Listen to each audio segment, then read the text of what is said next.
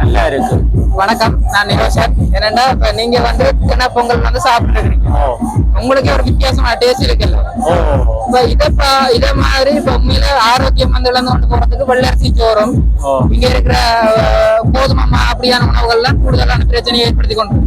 ஆனா இதை வந்து நாங்க பாவிக்க கூடாது. இதுக்கு மாற்றி விட புரதங்கள் நிறைந்த உணவுகளை சாப்பிடணும், நல்ல விட்டமின்கள் கனிப்புகள் அதெல்லாம் சாப்பிடணும். அதுக்கு வந்து சத்து இப்ப இருக்கிறது வந்து விறகரிசி சோறு விட்டுட்டோம், தினச்சோறு சாமியாத்துல விட்டுட்டோம். இப்ப நாங்க உங்களுக்கு அந்த வந்து தினப்பொங்கல் இதுல சுவையடையும், இதுல ஆரோக்கியத்தை பற்றி நீங்க என்ன நினைக்கிறீங்க? எனக்கு உண்மையில முந்தி துவங்கி எங்களுடைய அம்மான்ற காலத்துல சாப்பிட்டு இருக்கிறோம். அது கஞ்சியாத்தான் குடிச்சிருக்கிறோம். அதை விட இது நல்ல வாசமாகவும் நல்ல சுவையாகவும் இருக்கு. இப்படி எல்லாரும் சாப்பிட்டு கொண்டுருவோம்னா அரைவாசி பேர்த்த நோய் இல்லாம போகும். உணவு தான் எங்களுக்கு மருந்து இல்லாம பண்றதுங்கிற உணவு தான். ஓகே, நன்றி. இப்ப இத வந்து அடுத்த தலைமுறை வந்து எடுத்துக்கொள்ளணும்ன்றதை பற்றி அடுத்த சின்னாக்கள் இருக்குதானே, அவங்களுக்கு வந்து சம்பந்தமான விழிப்புணர்வு இல்லை.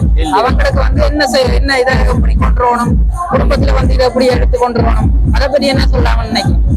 இந்த சாப்பாடுகளை பழைய மண்ணில விளைகிற சாப்பாடுகளை நாங்கள் எல்லாருக்கும் பழக்கப்படுத்தணும். பெற்றோராகிய நாங்கள் பழக்கப்படுத்தி நாங்கள் ஆதியில எப்படி என்னத்தை சாப்பிட்டோமோ அதே மாதிரி சாப்பிட்டா ஒரு நோய் இல்லாம வாழலாம்ன்ற ஒரு இதை கொடுக்கணும்னு சொல்லி நான் சொல்றேன்.